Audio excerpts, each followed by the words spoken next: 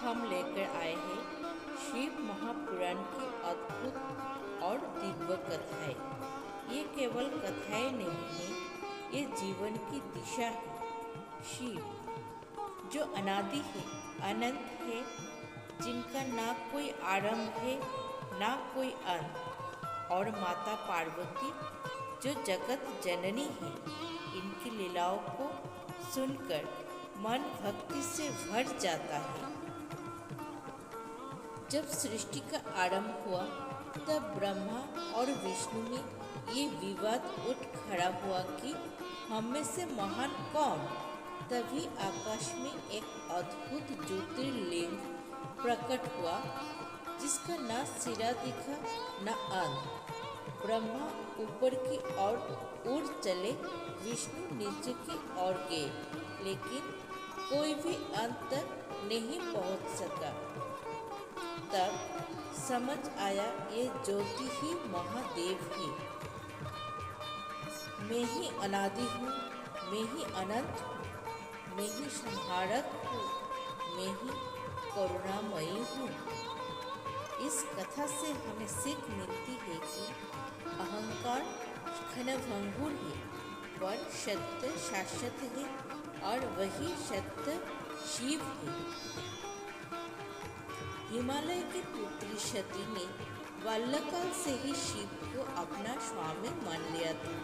उन्होंने कठोर तपस्या की, कभी केवल फल पर, कभी केवल पत्तियों पर, और अंततः केवल वायु पर जीवित रही। उनकी अटूट भक्ति से प्रसन्न होकर शिव प्रकट हुए। शिव मधुर स्वर से, सती तुम्हारी तपस्या से मैं प्रसन्न हूँ, तुम्हारा संकल्प पूर्ण होगा। और फिर हुआ वो दिव्य विवाह। देवताओं और ऋषियों की उपस्थिति में गगन में घंटियों की ध्वनि, पृथ्वी पर आनंद का माहौल, शिव और सती का मिलन, योग और भक्ति का संगम। समय बीता। सती के पिता दक्ष प्रजापति ने एक भव्य यज्ञ का आयोजन किया, परंतु अपने अभिमान के कारण उन्होंने शिव को आमंत्रित नहीं किया। सती ने अपने पिता के यज्ञ में जाने का निश्चय किया, लेकिन वहाँ शिव का अपमान हुआ।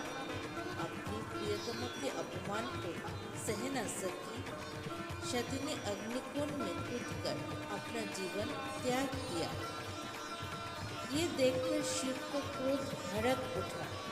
उनकी जटा से प्रकट हुए वीरभद्र ने यज्ञ का विध्वंस कर दिया। दक्ष का घमंड चूर हो गया। ये प्रसंग सिखाता है कि अहंकार और अपमान रिश्तों को तोड़ देता है और विनाश को आमंत्रित करता है। सती ने जन्म लिया हिमालय के घर पार्वती के रूप में। बचपन से ही उनका मन शिव में रमा रहता। वे दृढ़ संकल्प लेती है, मैं शिव को ही पति रूप में प्राप्त करूंगी। फिर उन्होंने कठोर तपस्या की, वर्षों तक केवल पत्थर पर, फिर वायु पर। ये देखकर देवता भी विस्मित रह गए। नारद मुनि हर्ष से, देवी आपकी तपस्या व्यर्थ नहीं जाएगी, महादेव स्वयं आपको वरण करेंगे। अंततः शिव ने पार्वती की भक्ति से प्रसन्न होकर उन्हें पत्नी रूप में स्वीकार किया। हिमालय पर दिव्य विवाहों का आयोजन हुआ। देव, गंधर्व, सिद्ध, ऋषि सब उपस्थित हुए, परंतु शिव की बारात अद्भुत थी। भूत, प्रेत, योगी, गण, नाग, देवताओं ने आश्चर्य किया, पर पार्वती शांत थी। उनके लिए शिव का हर रूप स्वीकार्य था। यही सच्चे प्रेम की पहचान है। विवाह के बाद एक दिन पार्वती ने शिव से पूछा, प्रभु, गृहस्थ जीवन का रहस्य क्या है?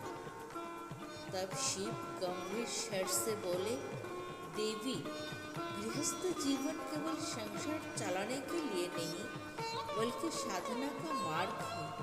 पति पत्नी जब एक दूसरे का सम्मान और विश्वास करते हैं तब वही घर एक तपोभूमि बन जाता है। ये संवाद हमें सिखाता है कि दाम्पत्य केवल जिम्मेदारी नहीं बल्कि आध्यात्मिक यात्रा भी है।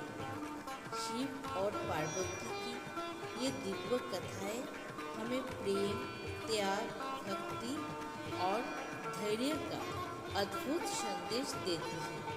शिव महापुराण केवल कहानियों का ग्रंथ नहीं बल्कि जीवन की शिक्षा है। आइए हम सब मिलकर महादेव और जगत जननी से प्रार्थना करें कि हमारे जीवन में भी प्रेम, शांति और भक्ति का वास हो।